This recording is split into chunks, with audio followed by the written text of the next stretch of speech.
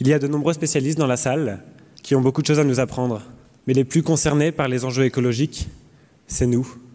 Les générations futures dont on parlait au sommet de la Terre à Rio en 1992, nous en sommes les premiers représentants. Notre génération sera impactée par les conséquences du réchauffement climatique. On en entend beaucoup parler de ce réchauffement climatique. Il y a beaucoup de chiffres qui circulent là-dessus, mais comme ce sont toujours des données un peu sidérantes, on pense que c'est bien de se les remémorer pour situer l'ampleur du problème.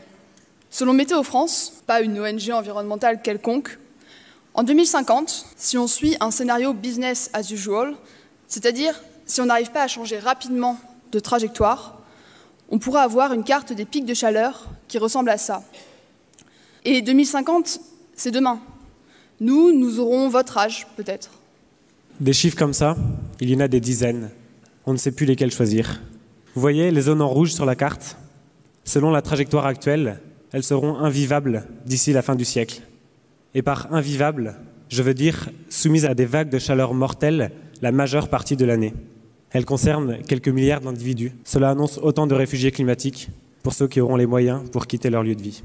En Europe de l'Ouest, on estime que la biomasse en insectes a diminué de 76% en 27 ans.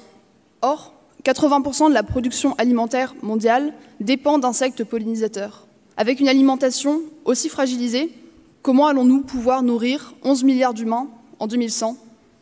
Tous ces faits sont pour la plupart connus depuis plus de 20 ans. Quand on les regarde, on ne comprend pas pourquoi tout le monde n'est pas en train de faire son maximum pour changer de trajectoire. Que faisons-nous depuis 20 ans ? Ce qui nous inquiète d'autant plus, c'est qu'il ne nous reste plus beaucoup de temps pour endiguer ces phénomènes. 2050, ce n'est pas un film catastrophique de science-fiction, c'est notre futur proche, c'est l'apogée de notre vie active. Ne pas vouloir vivre dans un monde qui ressemble à celui-là, ce n'est pas simplement par bonne volonté ou par politesse pour les générations futures. Pour nous, c'est simplement du bon sens et dans notre intérêt. Si on veut sortir de cette trajectoire business as usual, il nous faut donc interroger ce business et remettre au cœur de nos activités les enjeux écologiques.